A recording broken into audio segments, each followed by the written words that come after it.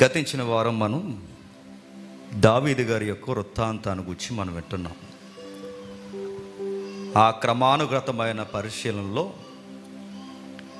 దావీదు గారి యొక్క హృదయం ఎంత యథార్థమైనదో, దేవుడు మెచ్చుకున్న విధానం చూస్తున్నప్పుడు దావీదుని ఎందుకు దేవుడు మెచ్చుకున్నాడో అది చూసినప్పుడు మనకు చాలా ఆశ్చర్యం అనిపించింది. ఎందుకంటే ఇతరులకు హాని చేయడానికి ఏమాత్రం ఇష్టపడడు. ముఖ్యంగా శత్రువులకు చెంగును కోయడానికి కూడా ఇష్టపడలేదు ఆయన. అలాంటి మంచి స్వభావం కలిగిన ఆయన్ని అలా పరిశీలిస్తున్నప్పుడు బైబిల్లో ఎక్కువగా ఆయన్ని కంపేర్ చేసింది బైబిల్. మీరు ఏ రాజు చరిత్రని మీరు రాజుల గ్రంథాన్ని తిరగేయండి, అరే ఇతను దావీదు వలె లేడు అన్నాడు దేవుడు. హిజ్కియానైనా సొలొమోనైనా ఇలా దావీదు లాంటి కొంచెం లక్షణాలు ఎవరిలైనా కనబడినప్పుడు అంతవరకు దావీదుని పోలున్నారు, అంతిమ కార్యం వచ్చేసరికి దావీదులా లేరని కంపేర్ చేశాడు దేవుడు. ఇలా దావీదుని గురించి మనం మాట్లాడుకుంటూ కొన్ని వచనాలు మనం తిరగేస్తే మీరు ఇంటికి వెళ్ళిన తర్వాత చూడండి. ఈ మొదటి రాజులు 11వ అధ్యాయం 4వ వచనం ఒకసారి టచ్ చేయండి, ఒకసారి చూద్దాం. ఒకసారి మొదటి రాజుల గ్రంథం 4వ అధ్యాయం, క్షమించండి 11వ అధ్యాయం 4వ వచనం చూడండి. సొలొమోను వృద్ధుడైనప్పుడు అతను హృదయమందు ఇతర దేవతల తట్టు అతని తండ్రి అయిన దావీదు వలె అలా చదవకూడదమ్మా. కట్ కట్ కట్ కట్ అలా వద్దు, కరెక్ట్గా చదవండి ఎవరైనా. సొలొమోను వృద్ధుడైనప్పుడు అతని భార్యలు అతని హృదయమును ఇతర దేవతల త్రొట్టు తిప్పగా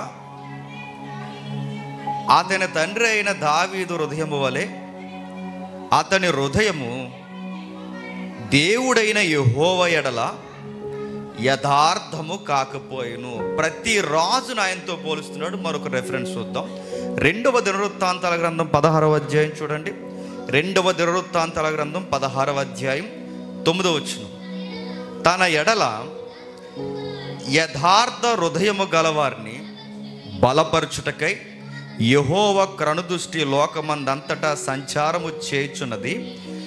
ఈ విషయమందు నీవు మతి తప్పి ప్రవర్తించితివి గనుక ఇది మొదలుకొని యుద్ధమే నీకు కలుగును. మీకేమర్థమవుతుంది? బైబిల్ స్టేట్మెంట్ ఉంది, ఏమనుందంటే యథార్థవంతులు తప్పక వర్ధిల్లుదురు. యథార్థత ఉంటే వర్ధిల్లుతాం. మన కింగ్డమ్ బాగుంటుంది, మన రాజ్యం బాగుంటుంది, సంసారం బాగుంటుంది, పాలన బాగుంటుంది, అన్ని పరిస్థితులు మనకు లోబడతాయి, అందరూ మనకు లోబడతారు. మనం యథార్థత కోల్పోతే దేవుడు మనకు దేవుడికి మనం లోబడకపోతే ఇక ఏ పరిస్థితులు మనకు లోబడబట్ట. అందుకే దేవుడు అంటున్నాడు, ఇక యుద్ధమే నీకు కలుగు. మరో వచనం చూడండి, మరో వచనం 6వ అధ్యాయం 2వ దినవృత్తాంతాల గ్రంథం 6వ అధ్యాయం 14వ వచనం చూడండి.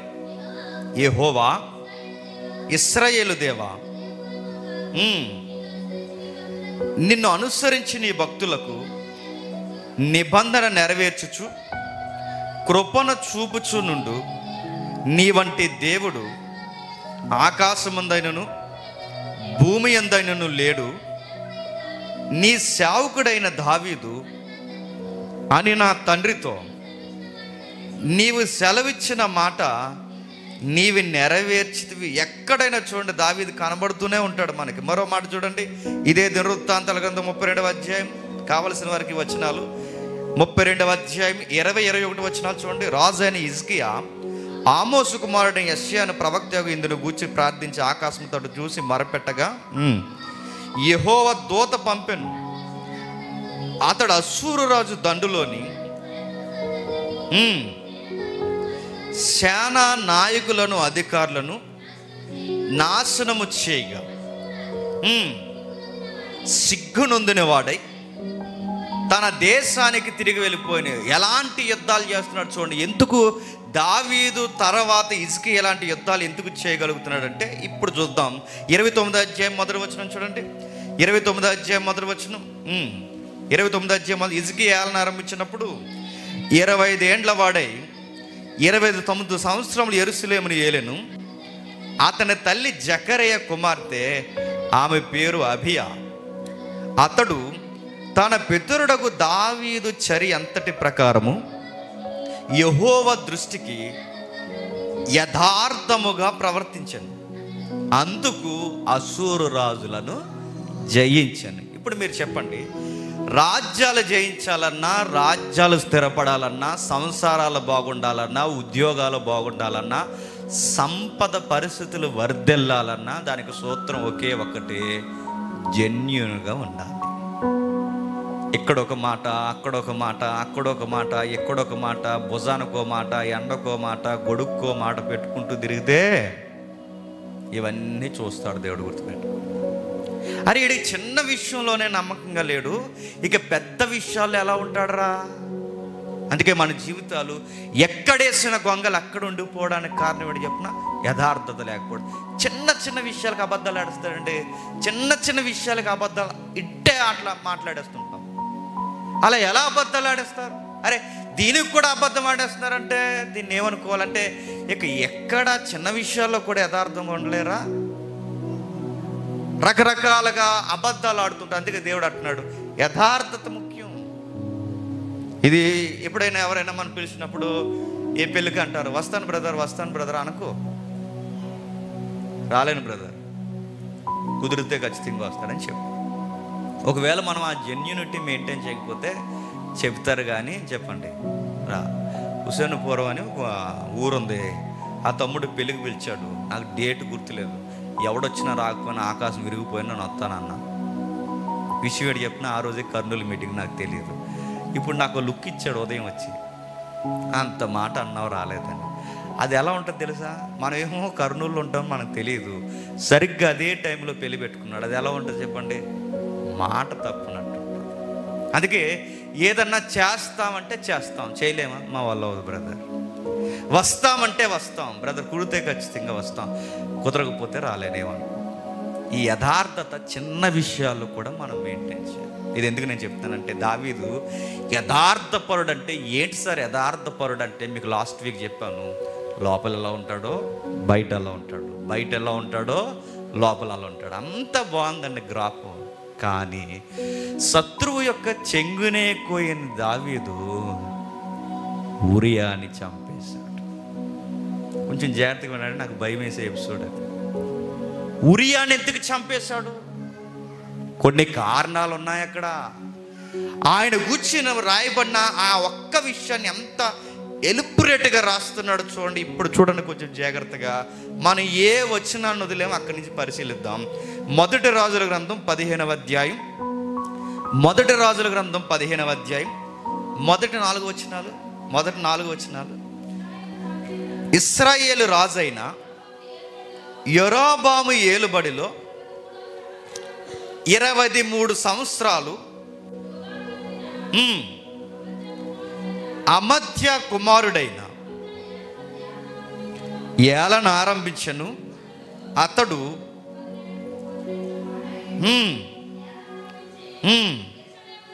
అని చెబుతూ 4వ వచనం, దావీదు ఇత్తీయుడైన ఉరియా సంగతి యందు తప్ప తన జీవిత దినములన్నీ యెహోవా దృష్టికి యథార్థముగా నడుచుకొనుచు యెహోవా అతనికిచ్చిన ఆజ్ఞలలో దేని విషయమందును తప్పిపోకుండా ఉండి. క్వశ్చన్ అడుగుతున్నాను, అన్ని విషయంలో బాగున్న దావీదు గారు బెత్షెబా విషయంలో ఎందుకు మిస్టేక్ చేశారు, చేయాల్సి వచ్చింది? అన్నీ బాగున్నాడండి. గొర్రెల దగ్గర బాగున్నాడు, గొర్రెల కాపర్ నుంచి ప్రజల కాపర్ అయినప్పుడు బాగున్నాడు, పాటల్లో బాగున్నాడు, సామెతల్లో బాగున్నాడు, సంగతుల్లో బాగున్నాడు, బిడ్డలు పుట్టినప్పుడు బాగున్నాడు, అన్ని విషయాల్లో బాగున్నాడు. పెళ్ళి, గొలియాతు ఫైటు, అన్ని బడ్జెట్ లెక్కలు అన్నీ బాగున్నాడు. కానీ బెత్షెబా విషయంలో లూజ్ అయ్యాడు. ఎందుకు అయ్యాడు? ఏదో బలమైన కారణమే ఉండాలి. దావీదుకు బాగా వినండి, దావీదు ఎందుకు లూజ్ అయ్యాడో సొలొమోను అందుకే లూజ్ అయ్యాడు. సొలొమోను గారు ఎందుకు లూజ్ అయ్యారో చెప్పండి, దావీదు గారు కూడా అందుకే లూజ్ అయ్యారు. ఇప్పుడు చెప్పండి, సొలొమోను గారు ఎందుకు లూజ్ అయిపోయారు? బైబిల్ చదవడం మానేశాడు ఆయన.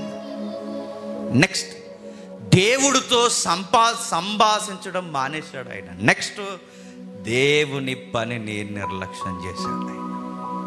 ఎగ్జాక్ట్ దావీదు గారు కూడా దేవుని పనిని నిర్లక్ష్యం చేశాడు, అందుకే దొరికేశాడు. ఎక్కడ ఒక్కసారి చూద్దాం, ఈ కేస్ స్టడీ ఒకసారి చూద్దాం. వీలైతే త్వరగా తెలిసి మనం పశ్చాత్తాపం వెళ్ళడానికి చూద్దాం, వీలైతే ఈ కేసును త్వరగా తేల్చడానికి చూద్దాం. ఒకసారి చూద్దాం. రెండవ సమూయేలు గ్రంథం 11వ అధ్యాయం. 2వ సమూయేలు గ్రంథం 11వ అధ్యాయం మొదటి వచనం నుంచి చూడండి. ఏ కాలం అంట? వసంతకాలం. పక్షులు అరుస్తున్నాయి, చెట్లు సిగురిస్తున్నాయి, చల్లగాలులు అలా ఈస్తున్నాయి.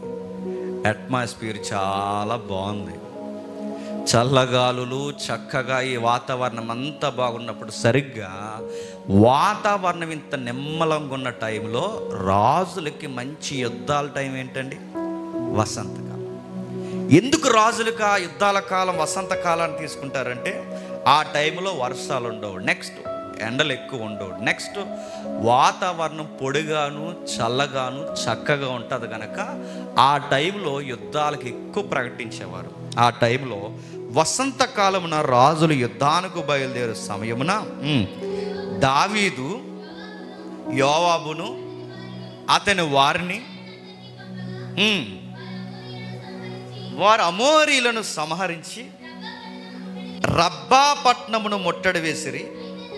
అయితే దావీదు యెరూషలేమునందు నిలిచిపోయాడు. బాగా వినండి, గొలియాతు మీద యుద్ధం చేశాడు కాబట్టే ఈరోజు రాజు అయ్యాడు. చాలా మందిని ఇశ్రాయేలు ప్రజల మీదకి రాకుండా కాపాడడానికే దావీదు గారు రాజు అయ్యాడు. అలాంటి యుద్ధమే దేవుని పని ఆ రోజుల్లో. యుద్ధమే దేవుని పని. ఇలాంటి దేవుని పని బాగా జరుగుతున్నప్పుడు దేవుని పని మానేసి ఇంట్లో కూర్చున్నాడట. ఇక్కడ జాగ్రత్తగా వినండి, ఎవరైతే దేవుని పనిని, దేవుని సహవాసాన్ని, ధర్మశాస్త్రాన్ని నిర్లక్ష్యం చేస్తారో అలాంటి వారికి రకరకాలు చూపిస్తాడు. ఎవరనుకుంటున్నారు? సాతానుగాడు రకరకాల విన్యాసాలు మనకు చూపిస్తాడు. అందులో ఒకటి చూపిస్తున్నాడు దావీదు గారికి. ఎలాంటి విన్యాసాలు చూపిస్తున్నాడు చూడండి ఒకసారి. 2వ వచనం. ఒకానొక దినమున ప్రొద్దుకృంగు వేళ దావీదు పడక మీద నుండి లేచి రాజనగర మిద్దె మీద నడుచుచు పైనుండి చూచుచుండగా స్నానము చేయు ఒక స్త్రీ కనబడెను. ఆమె బహు సౌందర్యవతి అయ్యుండుట చూసి దావీదు తన సమాచారం తెలుసుకొనుటకే ఒక దూతను పంపెను. అతడు వచ్చి ఆమె ఎలీయాము కుమార్తె అయిన ఇత్తీయుడగు యూరియాకు భార్య అయిన బెత్షెబా అని తెలియచేయగా. బాగా వినండి, దావీదు గారు ఎందుకు ఈ పాపంలో ఇన్వాల్వ్ అవ్వడానికి కారణం పని మానేశాడు. ఏ పని మానేశాడు? దేవుడు అప్పగించిన పని మానేశాడు. దేవుడు అప్పగించిన పని ఏంటి? యుద్ధాలు చేయడం మానేసి ఇంటికాడ కూర్చున్నాడు. నేను మళ్ళీ చెప్తున్నాను, చర్చి మానేసి మీరు ఇంటికాడ కూర్చోండి, చాలా రంగులు కనబడతాయి.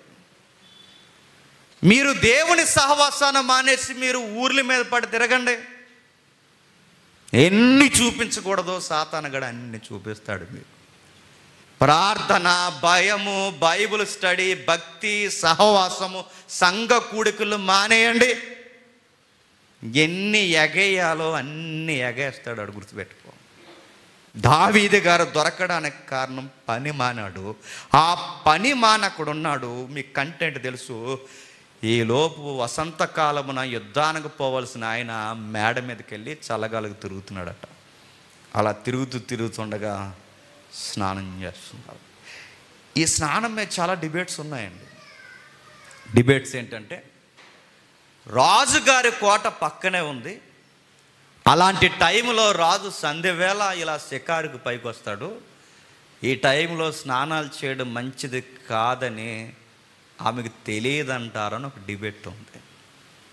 ఆ డిబేట్స్లో రేట్ చేసే పాయింట్ ఏంటంటే, ఆమెకు తెలుసు ఇంటెన్షనల్గానే స్నానం చేస్తుందని డిబేట్స్ జరిగాయి. నెక్స్ట్, ఒకవేళ ఆమెకు తెలియకుండానే వచ్చిందనుకోండి, స్నానం చేస్తుంది. ఇంకా డిబేట్లో లేవనెత్తింది ఏంటంటే ఆ స్నానం మామూలు స్నానం కాదు. ఈ మాట అంటున్నానని ఏమనుకోకండి. నెలసరి టైంలో జరుగుతాయి చూసారా స్నానాలు, ఆ స్నానాలు చేసే ఆ పీరియడ్స్ టైం నడుస్తుంది ఆమెకి. ఆ టైమింగ్ నడుస్తున్న టైంలో ఆమె స్నానం చేస్తున్నప్పుడు బహుశా ఆమెకి తెలియాలి. ఎందుకంటే రాజుగారు కోట పక్కన ఉందని ఆమెకైనా జ్ఞానం ఉండాలి. అరే, ఇక్కడ పక్కన పేదవాళ్ళ గృహాలకు ఓపెన్ బాత్రూమ్స్ ఉన్నాయి, ఈ టైంలో స్నానాలు సంధ్యవేళ పైకి వెళ్ళకూడదని ఈయనకైనా ఉండాలి. మరి ఈయన ఏ ఉద్దేశంలో ఎక్కాడో మనం డిబేట్ చేయలేం. ఆవిడ ఆ టైంలోనే ఇంతకు చేస్తుందో పక్కా ధృవీకరించలేం. మొత్తం మీద సాతానుకు అవకాశం ఇచ్చారు. జరుగుతుంది. ఆ జరిగినప్పుడు ఒక పదం వాడారు చూడండి, నేను చదువుతాను, ఇంకెవరు చదవకండి. ఇవి అలాంటి కేసులు కనుక ఇంకెవరు చదవకండి, నేను చదువుతాను. దావీదు దూతల చేత ఆమెని పంపివేశాను.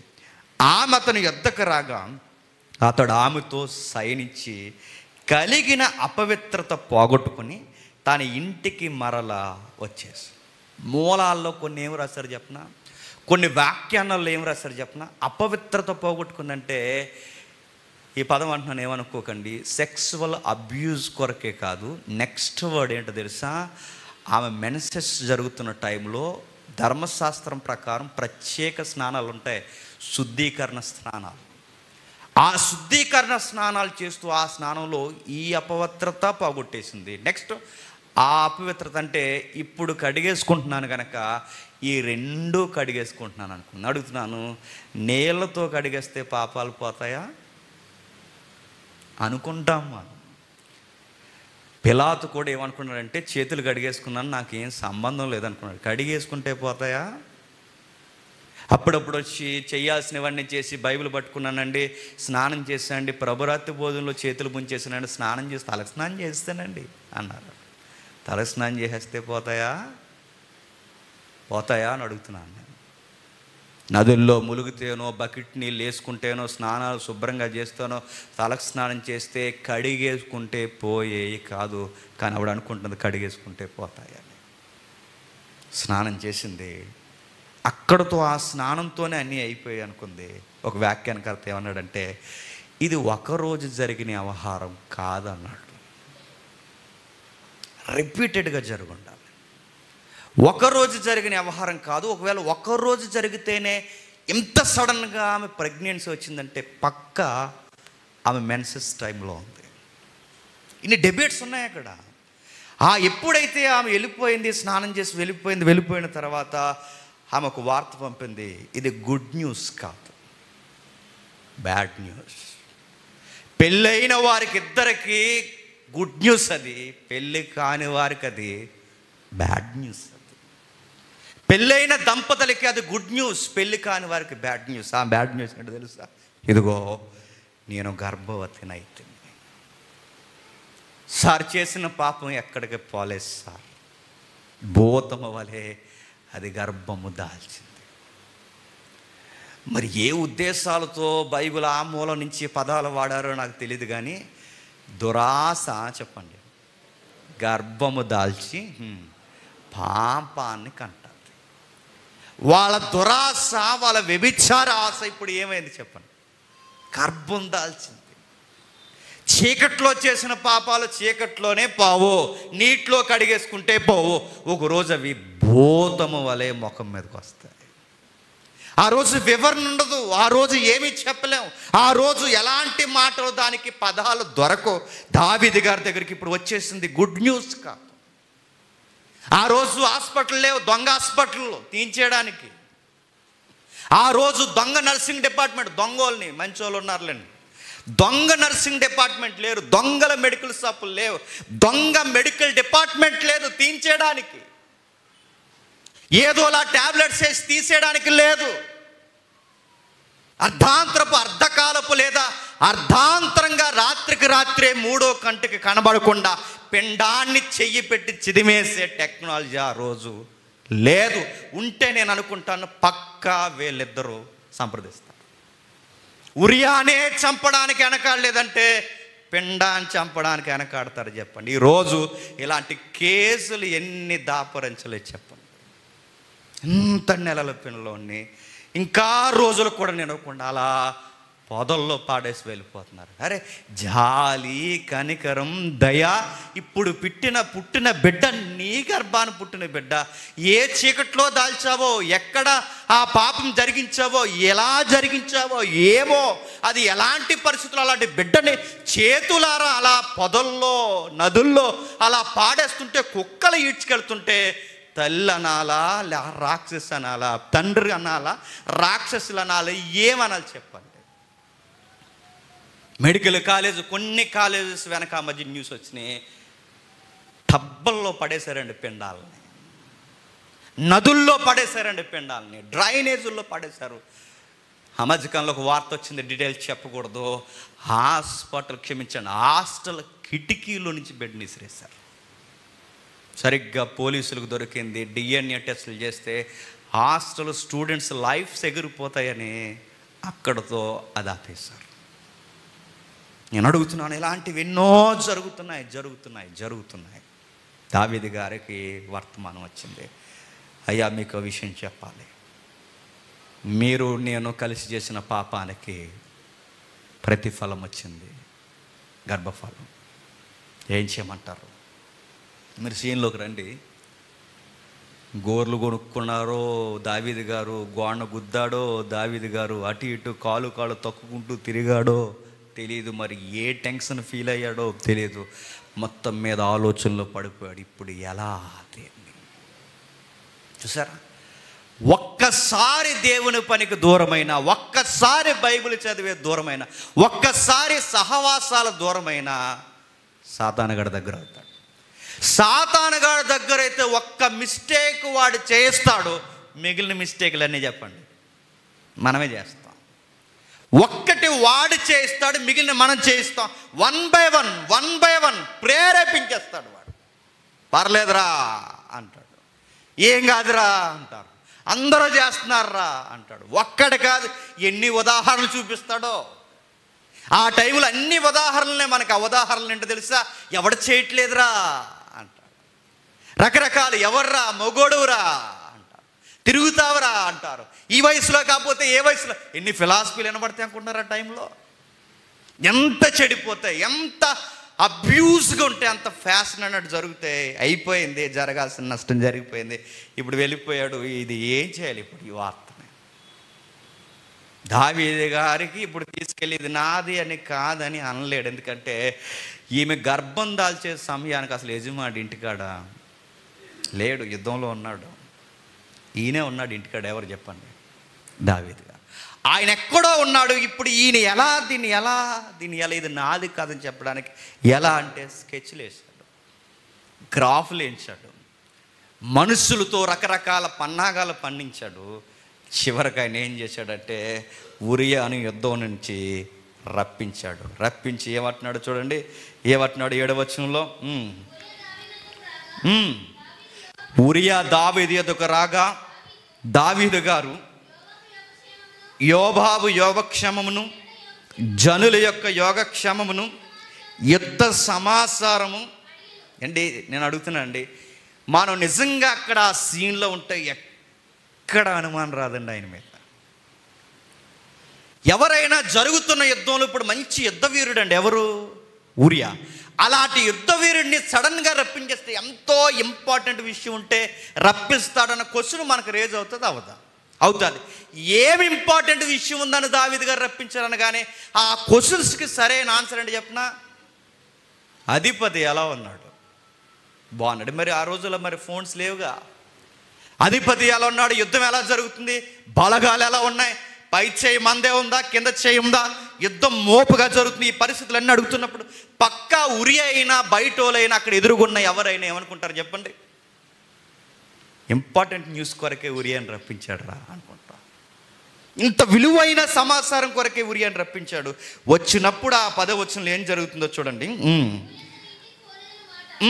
9వ వచనం, అతని ఎనుక రాజు పలహారము అతని యొద్దకు పంపించను కానీ ఉరియా తన ఇంటికి వెళ్ళక తన ఏలువాడి సేవకుడితో కూడా రాజనగర ద్వారమునొద్ద పడుకొని ఏం పంపిస్తున్నాడట?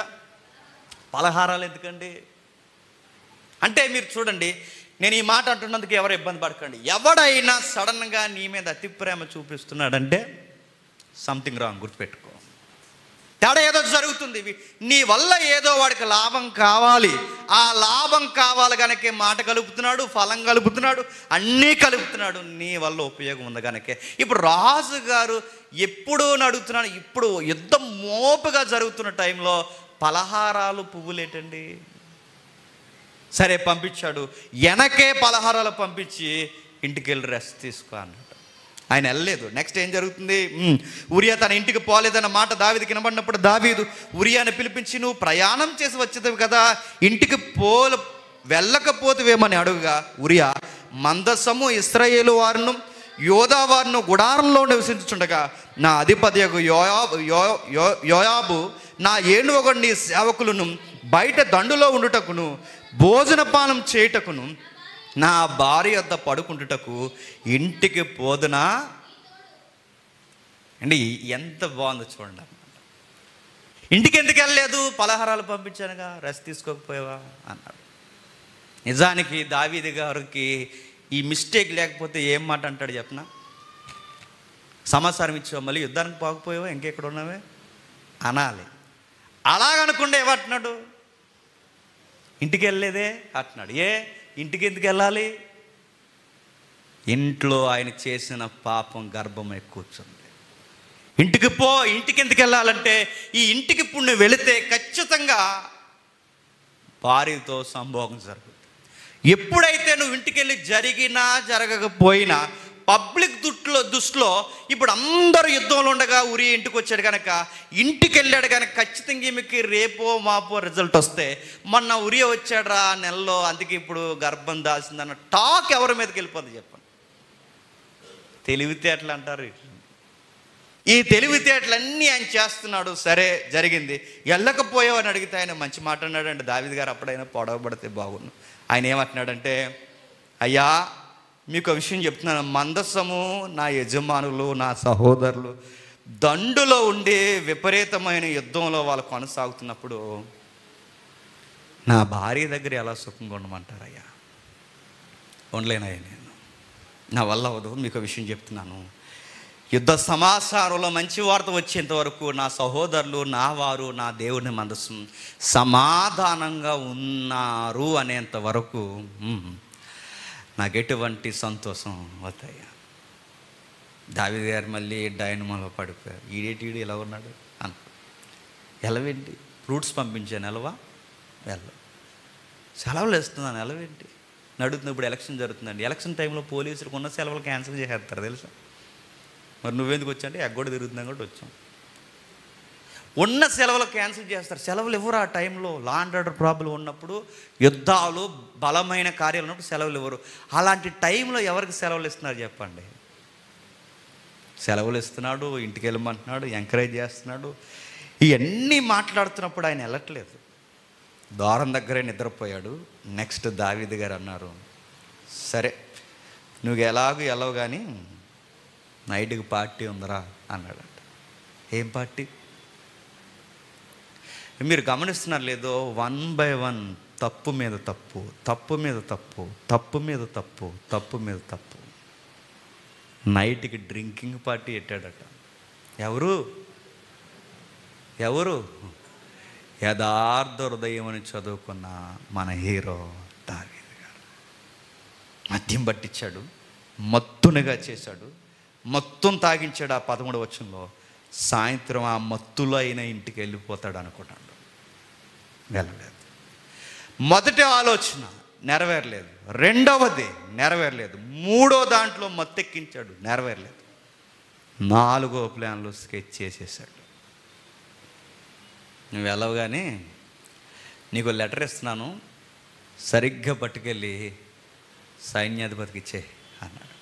ఆ లెటర్లో ఏం రాశాడో తెలుసు, మనందరికీ తెలుసు. యుద్ధం మోపుగా జరుగుతున్నప్పుడు ప్రాకారాలకు దగ్గరగా ఉరియాను పెట్టు. ఎప్పుడు యుద్ధం చేస్తున్నప్పుడు పైనుంచి జరిగే దాళ్ళు కింద నుంచి జరిగే దాళ్ళు జరుగుతున్నప్పుడు కింద నుంచి ఎఫెక్ట్ కన్నా పైనుంచి ఎక్కువ ఉంటుంది. ఈ రోజు కూడా ఫైరింగ్ జరుగుతుంది అనుకోండి, వాళ్ళ కొండల మీద ఉండి కాల్స్తే కింద నుంచి ఫైరింగ్ ఇవ్వకూడదు రివర్స్, ఎందుకంటే మనం ఇచ్చే ఎఫెక్ట్ కన్నా వాళ్ళ ఎఫెక్ట్ ఎక్కువ ఉంటుంది. అందుకే యుద్ధ నీతిలో ఒక నీతి ఏంటంటే, శత్రువు పైన ఉన్నప్పుడు వాడితో యుద్ధం చేయకూడదు, దొరికేస్తాం మనం, ఎర్రలా దొరికేస్తాం. మరి వాడి పైన ఉన్నప్పుడు మనం ఏ ఆయుధాన్ని ఉపయోగించకూడదు. దావీదు గారు కావాలని యుద్ధాలు ఈయనకి తెలుసు కనుక ఏమేమన్నాడంటే, ఎదరెట్టే అన్నాడు. ప్రాకారాలకి దగ్గరగా వెళ్ళకూడదు, ప్రాకారాలకు దగ్గరగా తీసుకెళ్ళి, ఆ లెటర్లు ఇలా రాశాడు, యుద్ధము మోపుగా జరుగుతున్నప్పుడు ప్రాకారాలకు దగ్గరగా తీసుకెళ్ళి ఆ ప్రాకారాల నుంచి బాణాలు వేసే ప్లేస్లో ఉరియాను పెట్టాయి. ఎందుకంటే పక్కా పైనుంచి బాణాలు కింద ఎంత వీరుడున్నా తగిలేస్తాయి. తగిలేసింది, చచ్చిపోయాడు, అయిపోయింది. ఈ టైంలో బాగా వినండి, దావీదు గారి పరిస్థితి ఎలా ఉందో చూడండి. ఆయన చనిపోయిన తర్వాత ఎప్పుడులాగే సింహాసనం మీద కూర్చున్నాడు, రాజు వస్త్రాలు వేసుకున్నాడు, ఎప్పట్లాగే రాజు కిరీటం పట్టుకున్నాడు, రాజదండం పెట్టుకున్నాడు. అసలు ఎవ్వరికి దావీదులో మార్పు వచ్చిందన్న సంగతి ఎవ్వరికి తెలీదు, ఒక్క దేవునికి తప్ప. దావీదులో లక్షణాలు మారాయని దేవుడికి తప్ప ఎవ్వరికి తెలియదు. ఎప్పటిలాగే బట్టలు వేసుకున్నాడు, ఎప్పటిలాగే సింహాసనం కూర్చున్నాడు, ఎప్పటిలాగే కిరీటం పెట్టుకున్నాడు, ఎప్పటిలాగే రాజదండం పెట్టుకున్నాడు. ఇప్పుడు సమాధి ఆరకుండానే టకాలమని పెళ్లి చేసేసుకున్నాడు. ఎవరిని? చచ్చిపోయి. ఇప్పుడు క్వశ్చన్ రావాలి, అలా ఎలా చేసేసుకుంటాడు? అలా ఎలా చేసేసుకుంటాడంటే సింపతితో చేసేసుకుంటాడు. ఎలా అంటే, కొంచెం తీరా చూస్తే ఈమె గర్భవతి అని ఉంది. గర్భవతి అన్న సంగతి ఈయనకి ఆవిడికి తప్ప ఇంకెవరికి తెలియదు. ఇలాంటి టైంలో ఉరియా చనిపోయాడు. చనిపోతే వయసులో ఉండగా ఈ బిడ్డ విధవరాలు అయిపోయింది.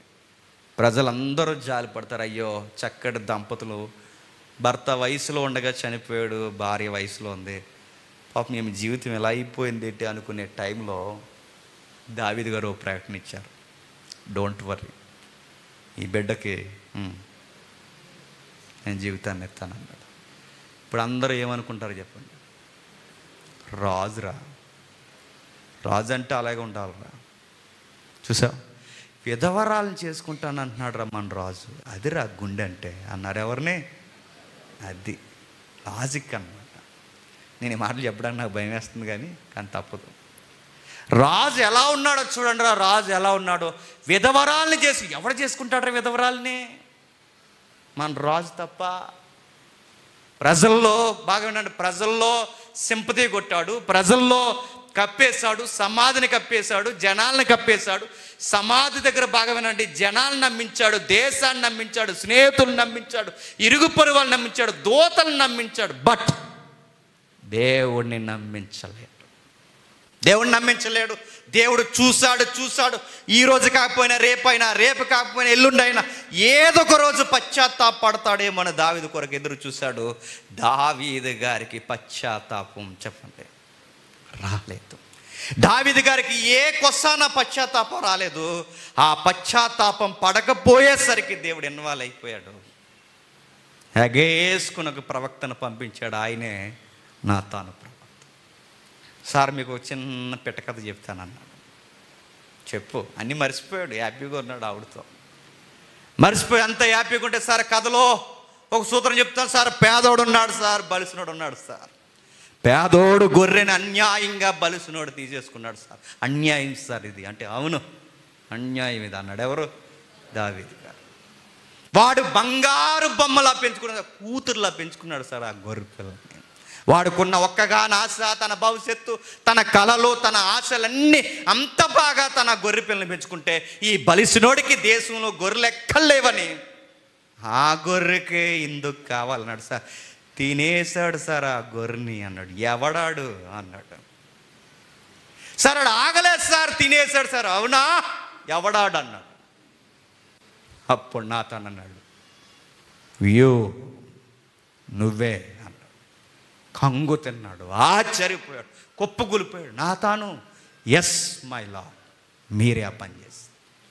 కథలో పేదోడు ఉరియా దొరికేసిన గొర్రె పిల్ల బెచ్చబా తినేసిన వ్యక్తి మీరే సార్. మీరేమనుకున్నా కథలోకి ఏ వ్యాఖ్యానం అవసరం లేదు, కథలోకి వివరణ అవసరం లేదు, కథ ఇంకా బహిరంగంగా అందరికి అర్థమయ్యేలా చెప్పాల్సిన అవసరం లేదు. ఎందుకంటే కంటెంట్ ఏంటో మొత్తం ఎవరికి తెలుసు చెప్పండి? కథానాయకుడు దావీదుకు తెలుసు. ఏమంటారు సార్ అన్నాడు. ఏమనలేకపోయాడు. ఏడవడం మొదలెట్టాడు, మోకాళ్ళు వేసేసాడు, పాట రాశాడు. ఆ పాట మీరు చదవండి, ఎంత ఏడుపు వస్తుందో. అందుకే ఈ ఒక్క మిస్టేక్ చేసిన దావీదుని ఎందుకు క్షమించాడంటే, బాగా వినండి ఈ మాట నేను అంటున్నందుకు, పాపం చేయడం మనకు తెలుసు కానీ పశ్చాత్తాపడడం మనకి రాదు. ఎలా పశ్చాత్తాపడాలో తెలియాలంటే పడి లేచినోడు ఉన్నాడు, ఎవరు చెప్పండి? దావీదు గారు. ఆయన ఎలా పశ్చాత్తాపడ్డాడో మనకు తెలిస్తే మనకు కూడా నేను మళ్ళీ చెప్తున్నాను, నీలో నీలో నీలో నాలో ఈ రోజుకి మనం పడవలసిన యెహోవాకు విరోధమైన కార్యాలు ఏమైనా ఉంటే పశ్చాత్తాపడతాం. ఎంత బాగా రాశాడు ఆ పాట. ఒకసారి చూడండి, 51వ కీర్తన 51వ కీర్తన మొదటి వచనం నుండి. నీ కృప చొప్పున నన్ను కరుణించుము, నీ వాత్సల్య బాహుల్యము చొప్పున నా అతిక్రమములను తుడిచివేయుము, నా దోషము పోవునట్లు నన్ను బాగుగా కడుగుము, నా పాపము పోవునట్లు నన్ను పవిత్రపరచుము. నా అతిక్రమములు నాకు తెలిసే ఉన్నవి, నా పాపం ఎల్లప్పుడు నా ఎదుటనున్నది. నీకే, కేవలం నీకే విరోధముగా పాపము చేసి ఉన్నాను. నీ దృష్టి ఎదుట నేను చెడుతనము చేసి ఉన్నాను. కావున నీవు నీతిమంతుడుగా అగపడదు. వాగ్దాం. ఆ చిన్న అక్షరాలు రాశాడు చూడండి. ప్రధాన గాయకునికి దావీదు బెత్షెబా యొద్దకు వెళ్ళిన తర్వాత నాతాను ప్రవక్త అతని యొద్దకు వచ్చినప్పుడు అతడు రచించిన కీర్తన పశ్చాత్తాప కీర్తన. పశ్చాత్తాపం పడిన కీర్తనలో మొదటి వరుసలో ఉండే కీర్తన ఏది చెప్పండి? 51వ కీర్తన.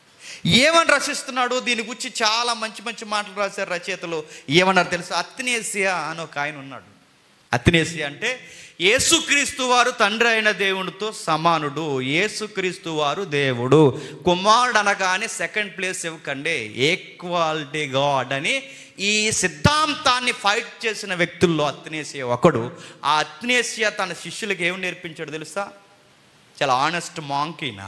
ఆయన ఏమన్నాడంటే, నా శిష్యులారా, ప్రతిరోజు నిద్రపోయే ముందు పశ్చాత్తాపం ఎలా పడాలో మీకు తెలియాలంటే ఖచ్చితంగా 51వ కీర్తన నిద్రపోయే ముందు చదివి ప్రార్థన చేసి అప్పుడు నిద్రపోండి అన్నాడు. అంత గొప్ప కీర్తన చెప్పండి 51వ కీర్తన. అందుకే ఆ కీర్తన మనం చదువుతున్నప్పుడు ఆ 2 వచనాల్లో కొన్ని కీలకమైన పదాలు వాడాడు. ఆ కీలకమైన పదాల్లో క్రియాపదాలు వాడాడు. ఆ క్రియాపదాలు ఏంటో చూడండి ఒకసారి. దేవా, నీ కృప చొప్పున నన్ను కరుణింపుము, నీ వాత్సల్య బాహుల్యము చొప్పున నా అతిక్రమములను తుడిచివేయము, నా దోషము పోవునట్లు నన్ను బాగుగా కడుగుము. ఏం చెప్తున్నాడండి? తుడిచేయి, నెక్స్ట్ కడిగేయి, నెక్స్ట్ పవిత్రపరచు. క్రియాపదాలు అంటారు వీటిని. తుడిచేయి, కడిగేయి, పవిత్రపరచు. అడుగుతున్నాను, ఏం తుడిచేయాలి, ఏం కడిగేయాలి, ఏం పవిత్రపరచాలి? ఏదో అంటుకుంది దావీదుకి. ఏం కడిగేమంటున్నాడు, ఏం తుడిచేయమంటున్నాడు? ఉరియా రక్తం అంటుకుంది దావీదు జీవితానికి.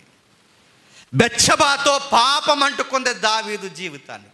అందుకే ఆయన అడుగుతున్నాడు.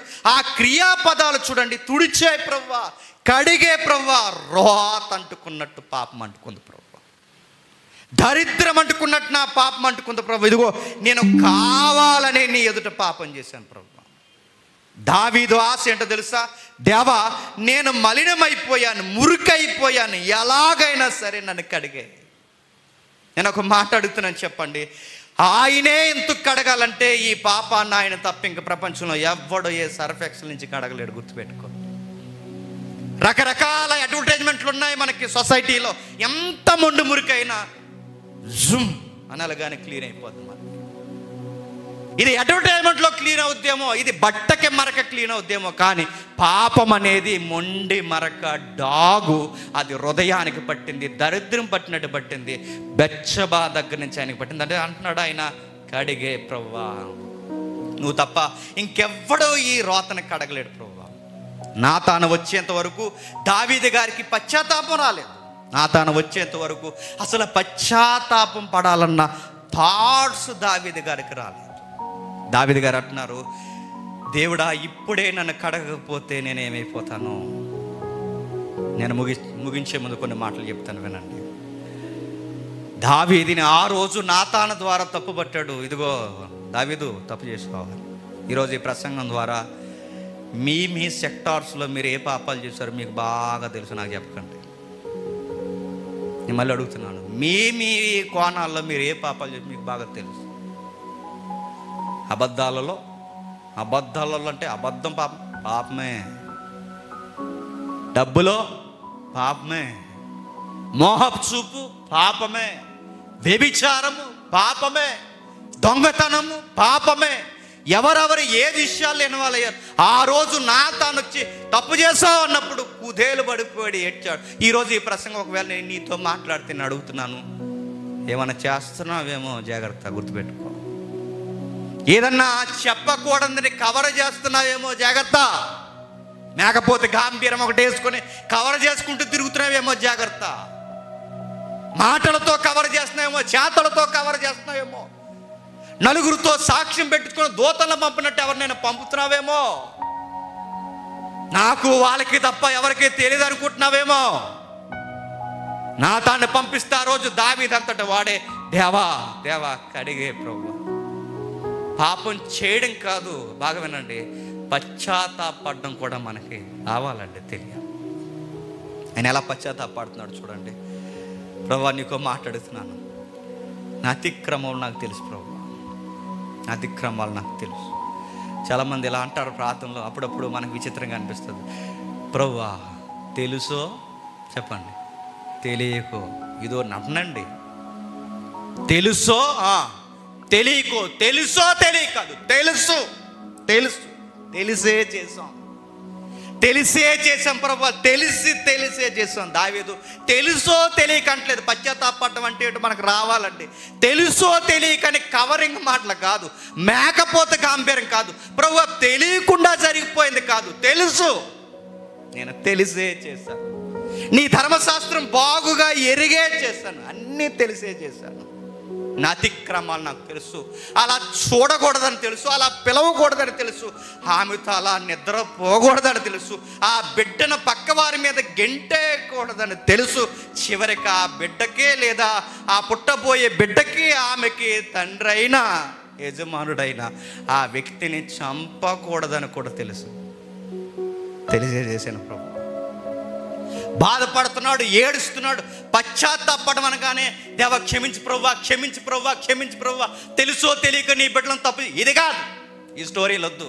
తెలుసు ప్రభువా, మాకు యథార్థంగా ఒప్పుకుంటున్నాం ప్రభువా, మాకు తెలిసే చేసాం ప్రభువా, తెలిసే చేసాం ప్రభువా. పాపం చేసినప్పుడు లేని సిగ్గు, పాపాన్ని కప్పుకోవడానికి లేనప్పుడు సిగ్గు, దేవుని దగ్గర ఒప్పుకోవడానికి దేనికంటే సిగ్గు. ఒప్పుకో, వీడి దగ్గర వాడి దగ్గర ఆమె దగ్గర ఎవరి దగ్గర ఒప్పుకోకు, నీ దేవుని దగ్గర ఒప్పుకో.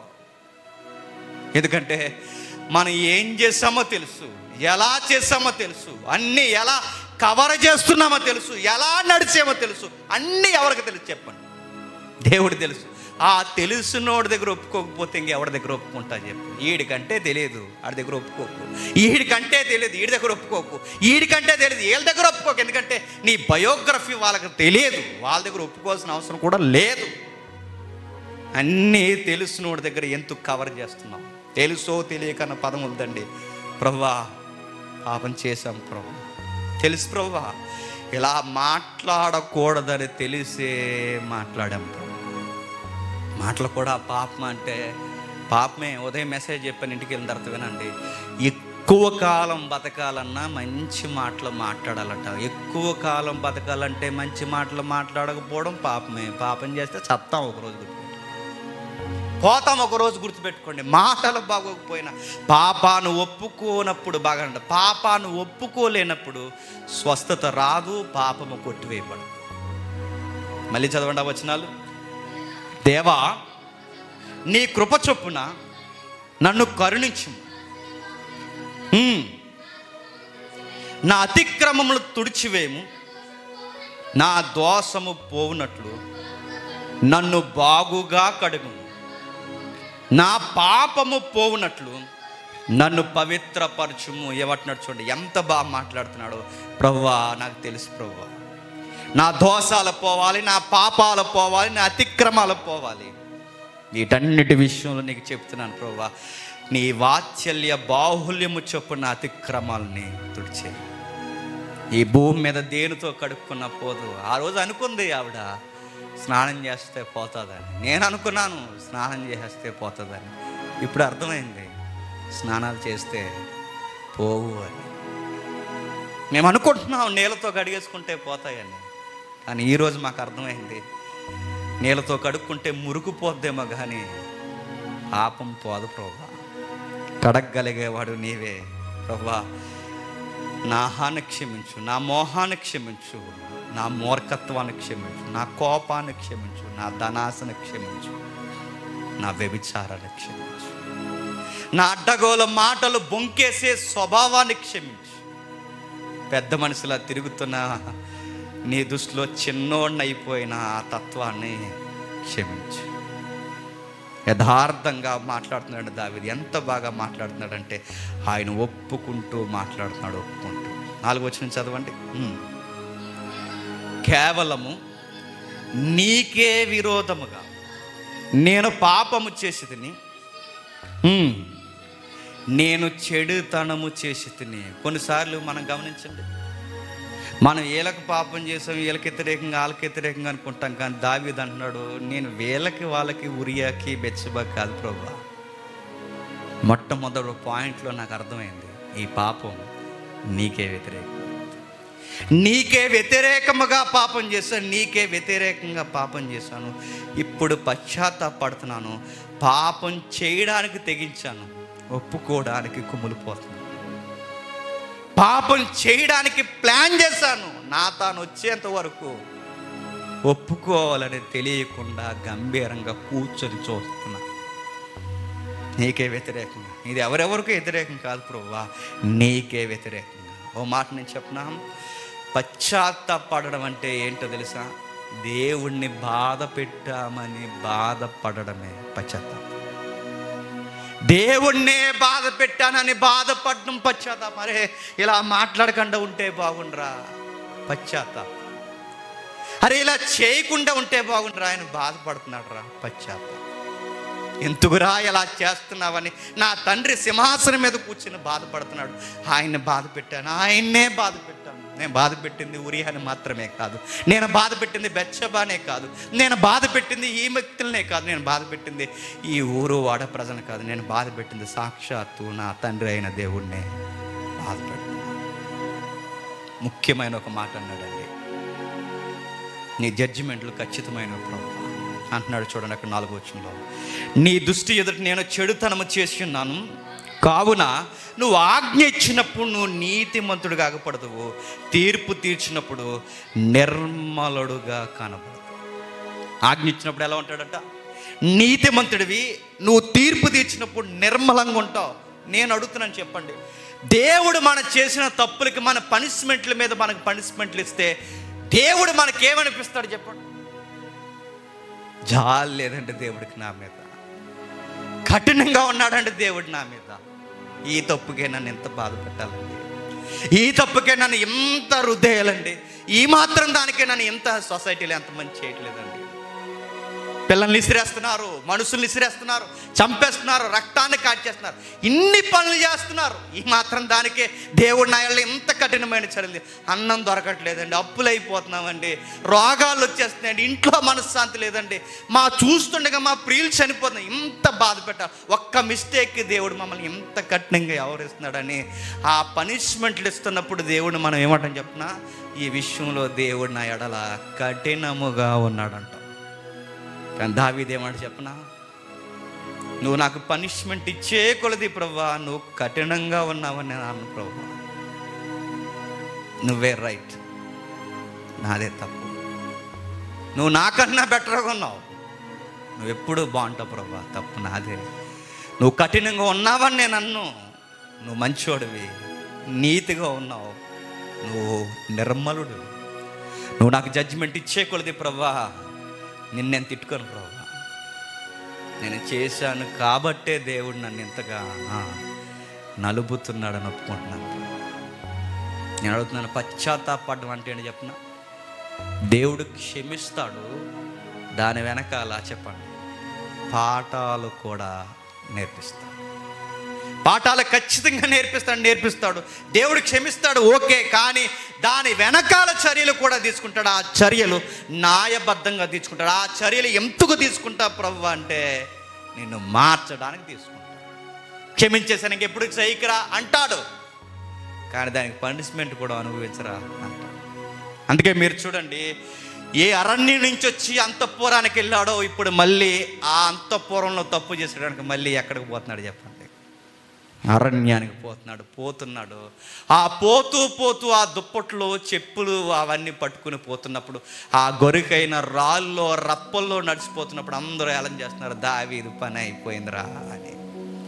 అందరు రకరకాలుగా అంటున్నారు, దావీదు కొడుకులు తరిమేస్తున్నారు రా, దావీదు సౌలే పోయాడు అనుకున్నాడు రా, ఇంకా సౌలేడు రా, కొడుకున గర్భాన పుట్టిన కొడుకులే దావీదుని తరిమేస్తున్నారు. అయిపోయింది, ఇంకా దావీదు పని అయిపోయింది, ఇక దావీదు ఇంకా లేడని ఇంత ప్రతి కుక్క, చచ్చిన కుక్క కూడా అరుస్తుంది దావీదు మీద. వాడున్నాడు సిమియాడు, ఎవడాడు గాలోడు, ఆ గాలోడు కూడా దావీదు మీద అరుస్తున్నాడు. అప్పుడు దావీదు అంటాడు, ప్రభువా ఇది నువ్వు నాకు జడ్జిమెంట్ ఇస్తున్న టైం, నేను ఒప్పుకుంటున్నాను. ఈడు మొరుగుతున్నాడు, ఆడు మొరుగుతున్నారు, అందరు నన్ను అంటున్నారంటే నువ్వు సెలవుకుండా అంటారా ప్రభువా, నువ్వు సెలవు ఇచ్చావు అందుకే నన్ను అంటున్నారు.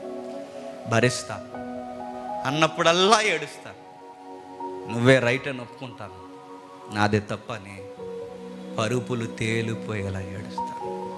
క్షమించు ప్రభువా, నేను దిద్దుకోలేను, నేను చేయడం అయితే తప్పు చేశాను, కానీ దిద్దుకోవడం నా వల్ల, కడుక్కోవడం నా వల్ల అవ్వదు. అందరూ ప్రభువా నేను చెప్తున్నాను, అందరికీ ఈ విధంగా ఉండాలని చూపించాను, కానీ నేను ఉండలేకపోయాను ప్రభువా. జీవితంలో చేయకూడదు తప్పు చేశాను. దేవుడు కూడా అంటాడు, దావీదు ఇది నీతోనే పోలేదయ్యా, నువ్వు చేసిన మిస్టేక్కి అన్యజనులకి నన్ను లోకు చేసేస్తావు. ఈ రోజుకు చూడండి, ప్రతి గాలుడు దావీదు తప్పులు ఎత్తుతుంటాడు. దావీదు అంతమందిని అలా చేశాడు, ఎందుకు దేవుడు ఎందుకు క్షమించాడు? ఎందుకని దావీదు గారు తప్పెత్తుతున్నాడంటే ఆ రోజు దేవుడు అన్నాడు, బయట వాళ్ళకి అవకాశం ఇచ్చేస్తావు, అనేలా అవకాశం ఇచ్చేస్తావు. వాళ్ళ లక్షణాలు ఎలా ఉంటాయంటే, దావీదు నిన్ననరు, చెప్పండి నన్ను అంటారు. ఇటు ఎలాంటోళ్ళను కూడా దేవుడు రాజులుగా నిలబెట్టాడా అంటారు దావీదు. అందుకే దావీదు, ప్రభువా నేను బాధపట్టింది ఎవరెవరినో కాదు, చెప్పండి నిన్నే నేను బాధపెట్టాను. నువ్వు న్యాయ విధిని నా మీద జరిగిస్తున్నప్పుడు, చర్యలు నువ్వు జరిగిస్తున్నప్పుడు, తీర్పు తీరుస్తున్నప్పుడు నువ్వు నిర్మలుడుగా కనబడతావు. నేనే పాపాత్ముడని ఒప్పుకుంటున్నాను. కిందికి, నేను పాపములో పుట్టిన వాడిని. ఓ మాట చెప్తున్నాడు చూడండి, నువ్వు జడ్జిమెంట్ ఇస్తున్నప్పుడు ప్రభువా నేను లోబడతాను, ఎందుకంటే ఈ టైంలో నాతను వచ్చాడు, ఇక్కడ జాగ్రత్త, నాతను వచ్చాడు, మాట్లాడాడు, తప్పని చెప్పాడు, దావీదు ఒప్పుకున్నాడు. ప్రజలు ఏమనుకుంటారండి, అరే ఏదో మంచోడు అనుకున్నాం మన రాజు ఎలాంటోడా, అరే ఇప్పటి వరకు మనకి ఏదో కొంచెం సింపతితో అమ్మాయిని చేసుకున్నాడు అనుకున్నాం, ఇలాంటివాడా? ఎన్ని అనుకుంటాడండి? ప్రజలందరూ గుసగుసలు మాట్లాడేస్తారు. ప్రజలు, నేను అడుగుతానండి, పాపం చేసిన తర్వాత దేవుడు పనిష్మెంట్లు ఇచ్చినప్పుడు ఎలా ఉంటుందో చెప్పిన? ఫేమ్ పోద్ది, నేమ్ పోద్ది, పైసలు పోతాయి, ఇల్లు గొల్ల అయిపోద్ది, రకరకాల పరిస్థితులు తిరగబడతాయి. ఆ టైంలో మనం చేయాల్సిన పని ఒకటే, ఇది నువ్వు టైం, ఇది నీ టైం, ఇంక చేసేది ఏం లేదు ప్రభువా, నీకు తలదించడం తప్ప. అందరూ ఇలా అనుకుంటారు, ఇశ్రాయేలు అందరూ, ఇతను రాజుగా ఉండడానికి మాకు వీల్లేదు, మాకు వద్దు ఇలాంటి రాజు. మనలో మనవాడినే చంపేసి, మనలో మన భార్యని లేపుకెళ్ళిపోయి ఆవిడని పెళ్లి చేసుకుని ఏదో ఉద్ధరించినట్టు ఈ మనిషి ఇలాంటి చేస్తే మనకెందుకండి రాజు? వద్దు, ఈ రాజు ఉంటే మేము ఒప్పుకోమని ప్రజలు తిరగబడితే, ఇశ్రాయేలు ఒక్కసారి నిరసన వ్యక్తం చేస్తే, రాస్తారోకలు జరిగితే, ఉండడానికి లేదు మాకు ఇలాంటి రాజు వద్దు, ఆ సౌలే బెటర్, ఈ మనిషి ఏకంగా ఈ నమ్మినోడిని చంపేశాడని ఒకసారి తిరగబడితే, ఆ టైంలో దావీదుకి అన్నీ తెలుసు. సైలెంట్ నాతాను చెప్పేది ఏదో లోపల చెప్పు, అందరి ముందు చెప్పు అన్నాడా? దావీదు ఎందుకు యథార్థవంతుడే చెప్పనా? యథార్థంగా అందరు ఎదుట చెప్పండి ఒప్పుకున్నాడు.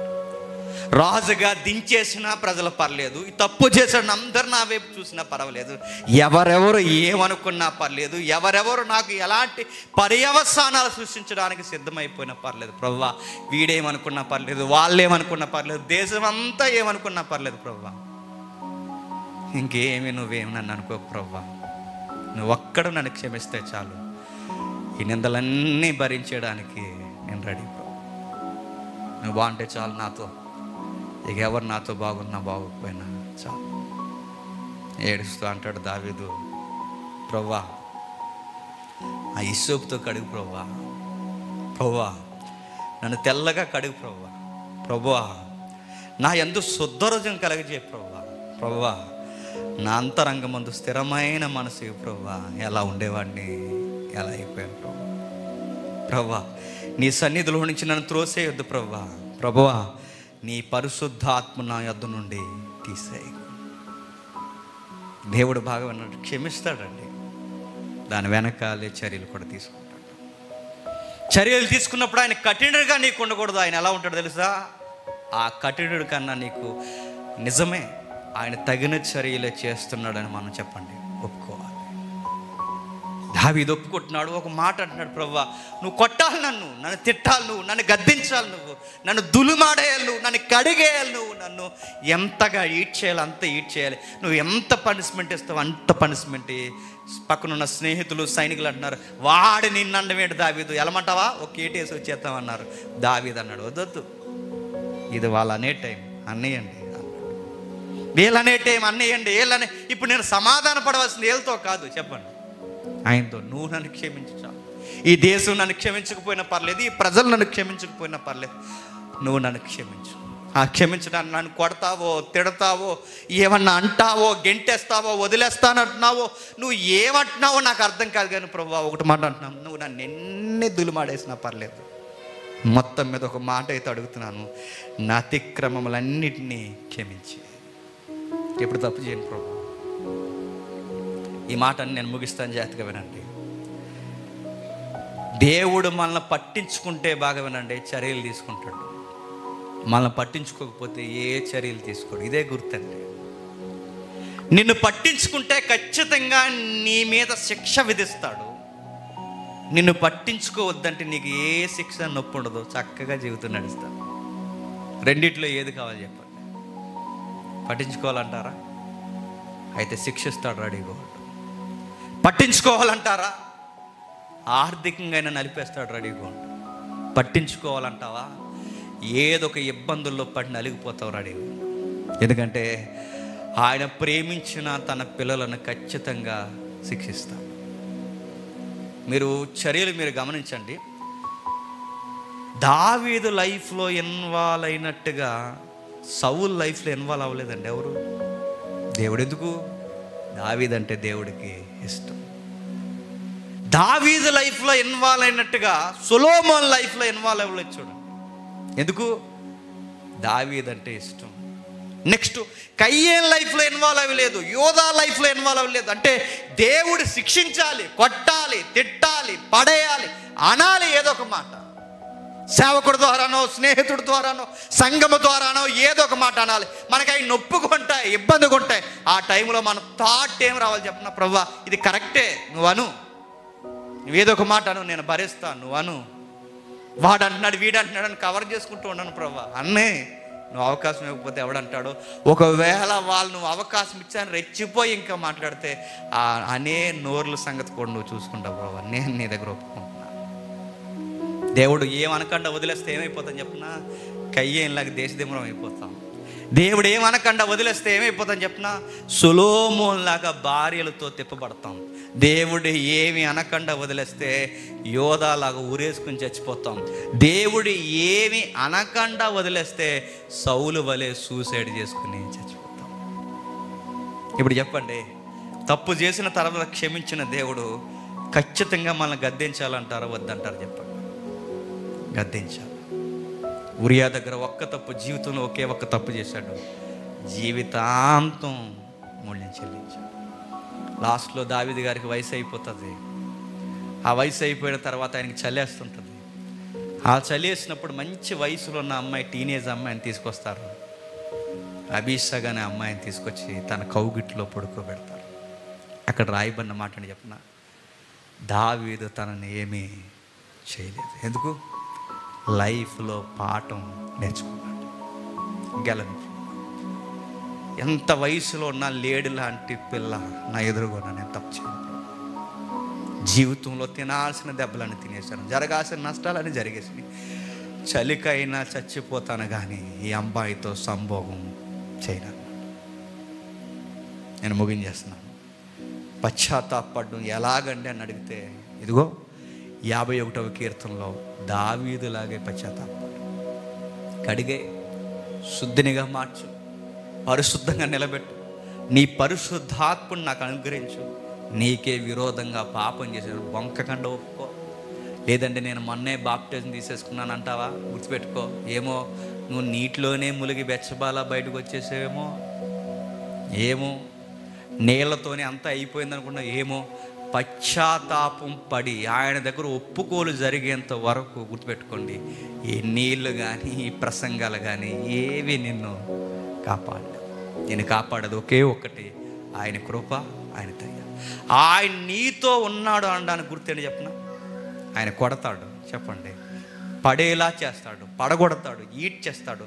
అప్పుడు నన్ను, ప్రభువా ఈ రోజుకి నన్ను ప్రేమిస్తున్నావు, ఇప్పటికే నేను నీ కుమారుణ్ణి, ఎంత బాధలు నేను పడుతున్నప్పుడు నాకు అర్థమైంది, ఈరోజు కూడా నువ్వు నాకు తండ్రివే. నువ్వు నన్ను ప్రేమిస్తున్నావు గనకే నన్ను తిట్టిస్తున్నావు, నువ్వు నన్ను ప్రేమిస్తున్నావు గనకే నన్ను అనిపిస్తున్నావు, నువ్వు నన్ను ప్రేమిస్తున్నావు గనకే నన్ను సరి చేస్తున్నావు. నువ్వు నన్ను పట్టించుకోకపోతే నన్ను ఎవడేమండు, నువ్వు పట్టించుకున్నావు గనకే చెప్పండి అందరూ మాట్లాడుతున్నారు.